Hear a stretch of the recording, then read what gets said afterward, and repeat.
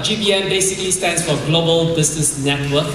It is a marketplace ministry. It is not a for-profit organization as the name may suggest, but indeed it is organized as a not-for-profit ministry for marketplace people. The people who are involved in this are marketplace people, business owners, professionals, just like any one of you. All of us have our own businesses to run, and we're here really as volunteers because God has called us not to just be involved in your usual church activities, but has called us to be leaders in the marketplace as well. Now, Global Business Network is really about transforming lives, both in the arenas of the marketplace, as well as in targeted communities. That's our calling, and that's the vision that the Lord has given to us.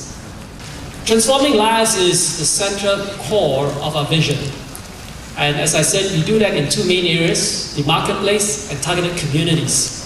The marketplace is just where we are. Most of you here, if not all, are really from the marketplace. And what we are doing is really empowering believers such as yourselves in the marketplace. And we do that in several different platforms. The open platform, just like what you're seated here tonight, you've just come in, some of you may have received emailers that are forwarded to you by your friends and say, come along. There is no membership, we do not believe in that. But you come along in this open platform, whether it's the business empowerment evening, such as what we're having here tonight, the Marketplace Conference, which is now run on a biannual basis. Also, we have the workshop sessions that will be running in the later parts of this year. And also the networking sessions, which we will hold towards the end of the year as well. And we believe that part of our role is really to create a network amongst Christian professionals and business leaders. And it's a very effective network to bring like-minded people together. The other platform that we deal in is really the closed platforms, where people actually sign up for what we call the business empowerment circles. Some of you will think of it as cell groups, but really it's not about cell groups, because what we talk about there is really business issues. Issues that are at the top of our minds as we go to work every day, from Mondays to Mondays. And the last dimension of our empowering marketplace believers is mentoring. Mentoring is something which is really at the core of our hearts because we find that it's the most effective way of transferring not just business ideas, but values that are important in the business realm. And for us, it's a very resource-intensive arena because we actually put two mentors to one mentee. And so we have done this over, I think, 5 years now. Many people have come through the program. And so if you are interested in this, go to our website, gbn.sg. That's our new website. We're trying to simplify things. So go to gbn.sg, look under mentoring, and you'll see what the program is about.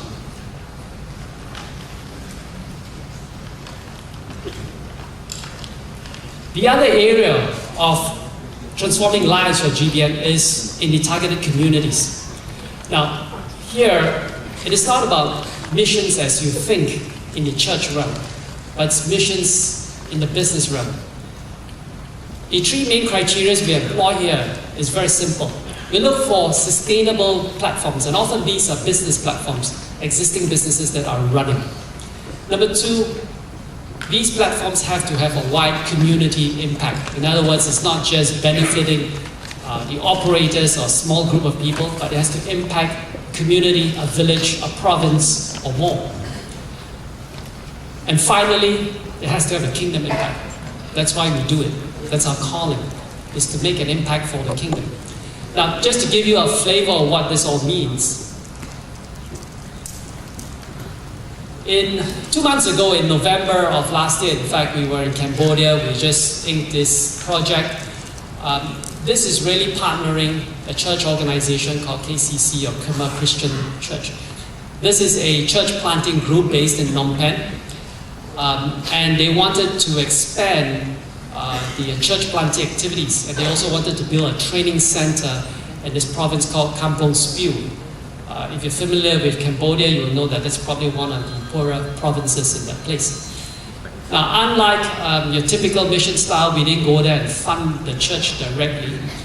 We actually funded a business which the husband and wife had set up, a printing business. That photograph you see there is actually the location of that printing business.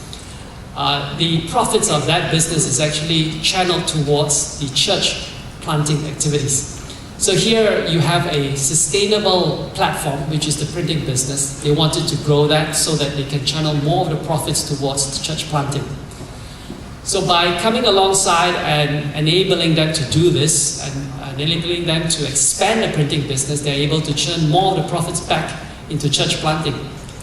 And so we've also worked out a Kingdom Impact Plan, or we call it a KIP for short. Basically what it does is that it sets up KPIs for the church planting. So here they kind of agreed that they're going to plant 10 churches over the course of 5 years and train at least 45 church leaders.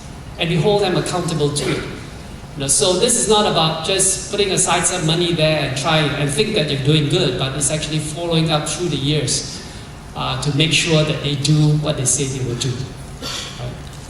This is just one of that. Just about 2 years ago, we also got involved with this organization called FCOP, or Foursquare Children of Promise. They are the single largest orphan care provider in Cambodia. Now, orphan care is not something we typically do because if you know orphan care, it's pretty much a black hole where funding is concerned. But in this particular case, because they had certain micro businesses as well, and rice plantation was the largest one of them. They had about 160 hectares of rice plantation at the time. What we did is we came alongside, we funded the acquisition of certain strategic plots of land, which enabled them to increase the rice harvest from primarily 1 crop a year, and now they're doing about 2 to 3 crops a year. So automatically, not only just by increasing their hectare coverage from 160 to about 220 hectares, they also increased the yield. And they are able to produce from 400 metric tons a year, now they are about 1,000 metric tons.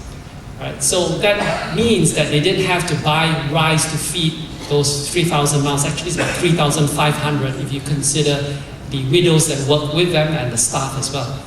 In fact, now they're producing more than enough rice that they could sell the excess rice to the market and to be able to cover their operating costs, which runs at about $2 million US a year. It's no small feat to run an organization like this. So just a selection of other things that we've been involved in. 5 years ago, we actually started this whole process by funding a micro-enterprise, a microfinance business actually in Myanmar. And over the course of this 5 years, we've actually seen tremendous transformation of the lives of the people there. If you talk to any of our team members, catch any of the guys that sort of wear this pink tag, you'll find people who will be able to tell you that over the 5 years that we've monitored the progress of this fund, that a lot of lives have been transformed. And we've seen people who walked in through the program 5 years ago had nothing but a shirt on their back. And through micro loans of between $20 to $200 US, they were able to grow their little businesses, build homes, get married. Even in these places, no money, no honey. And so, to be able to do that, raise families, and many of them have been able to put food on the table and send kids off to school, even up to the university level. And so they do not lack the ability, they just lack the capacity to do it. And somebody who just are able to give them the capacity to do that and to put their enterprise to good work, that's where they will succeed. And that's our role. Indonesia, we have done a number of projects there as well, including some micro-enterprise projects in Bogor, where there's fish farming, there's vegetable farming over there. These are areas that you've got to be in there, be part of the community, and you've got to work with them over a period of time before they are open to you. And so this micro-enterprise project does that. We have a partner on the ground who has done that over the number of years, and she succeeded basically in bridging the gap. And the other one was, of course, this Sengon Tree project, which we did with a Kadesi organization. That's really got to do with this Sengon trees. These are softwood trees which mature in 5 years. And so, along with actually our financing partner who is also here this evening, we actually set up 5 plots of land over there. And each year, each plot comes to harvest. So they just completed that. The first harvest was last year. We went down and we saw that. So it's a very successful project which enables them to fund their operations. Kadesi is an organization which has 9 high schools and 2 seminaries scattered throughout Indonesia. In fact, last year they started a new one in West Papua. And so, it is highly important that their job of training Bible school teachers, evangelists, missionaries, and sending them out to the remote parts of Indonesia, that it's well supported. So our model is simple. It's about alleviating systemic poverty around this region. And we do that through, number 1, sustainable platforms. Number 2, platforms which have a wide community impact. As I said, impacting not just the project operators, but also people in the villages, the provinces, the cities, and even the nation. And finally, to have a kingdom impact, because that's our end goal. Right? So there are many people who are partnering with us. They are either contributing towards these projects or they are coming alongside with us. And you're invited to come with us anytime when we go down on these projects. We have a couple of trips every year to visit these projects. Come along with us and see for yourself firsthand what is being done on the ground. That will bring you the conviction of the importance of this kind of work. Even for us as business people, marketplace people, we can be creative in how we support the missions. Because missions today is not about, parachuting a missionary out there in the field and trying to plant a local church. It's really about impacting them at a level which is meaningful for the local communities. Right? So sustainable, community impact, and most of all, a kingdom impact. So if you're interested in any of these programs, or if you're interested to find out more, again, after this session, just go down to the registration table and just leave your name there. We'll be more than happy to get in touch with you. So for any of these events or the community transformation, just go to our website, gbn.sg. Lots of information there. There's a lot of past transactions that we've been involved in. And you're invited to just drop us a note and let us know where your areas of interest are, whether it is in the mentoring or in the community transformation work.